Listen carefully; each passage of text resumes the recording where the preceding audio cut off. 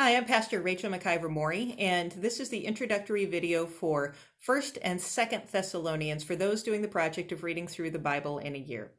So let's take these apart a little bit. They are connected in that they are both addressed to the same community, but there are some distinctions. So first we'll talk about 1st Thessalonians. 1st Thessalonians is the oldest piece of Christian literature we have in the world. Oh, right. It is the oldest piece that was written by Paul, who was the author of the majority of the New Testament. And it happened in the first century after the life, death, resurrection of Jesus, and represents one of the earliest or the earliest writing we have as regards the Christian gospel as it was becoming known to first century Christians, which is just astounding that we have that. And so First Thessalonians, is addressed to the Christian community in Thessalonica. The Christian community had been planted originally by Paul, and evidence suggests that it was primarily a group of Hellenized, or rather Gentiles, with maybe a few Jewish Christians, but primarily a group of Gentile Christians. And one of the pieces that supports this is the fact that First Thessalonians does not contain a lot of allusions or references to the Old Testament or Jewish canon. Which he peppers many of his other letters with, particularly if he knows the community has some Jewish converts in there. And so that's an important piece of evidence that points to the composition of this community.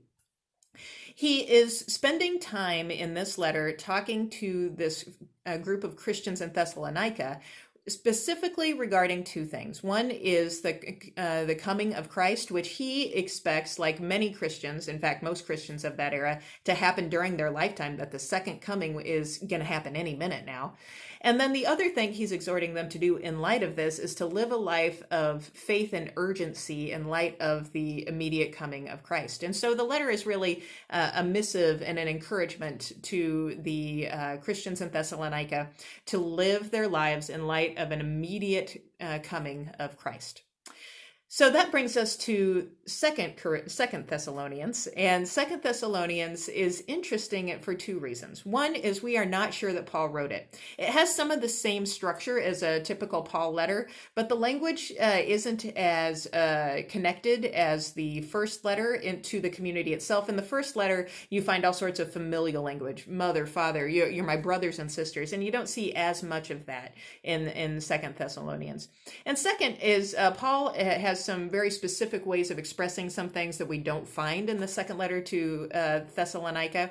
So many scholars think that it was perhaps one of Paul's many disciples who wrote in the spirit of Paul to the letter to the community in Thessalonica. And this was a common practice. We can't impose our modernist understandings of authorship and so on and so forth on ancient texts. We just don't get to do that. So I only bring up the authorship piece so that we can have some space to really examine the letter for what it is and not what we assume it will be. So I encourage you to bring a fresh eye to this letter, as it's clearly an attempt by the writer in writing to this community to really reflect on what we refer to as the parousia, or which is the second coming of Christ. The first letter was all about the expectation it's coming any minute now, and by the time we get to Second Thessalonians, it's clear that it hasn't happened yet, and now there's some question about, well, what does that mean, and what will it look like when it does happen? And so already there's this growing conversation about, well, what if it doesn't happen immediately, and what are the implications of that, and what should we expect when it does come? So there's just some more deep reflection about that rather than the first letter, which is really, get ready folks, it's happening. The second letter is, well, let's talk about what it's going to be, and it has more of that sort of frame and flavor to it.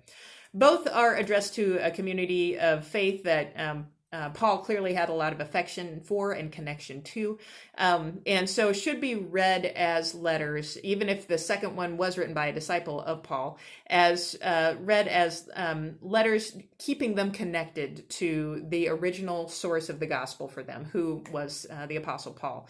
He was the one who first brought the message of Jesus to them, and so these letters are an extension of that relationship. With that said, as you read these, I encourage you to consider our three questions. The first is, where is God in what you are reading? The second is, what thoughts, ideas, language, concepts are challenging to you and why as you read? And the third is, what's going on in your life or in the world around you that is connected to the text? Thanks. Happy reading.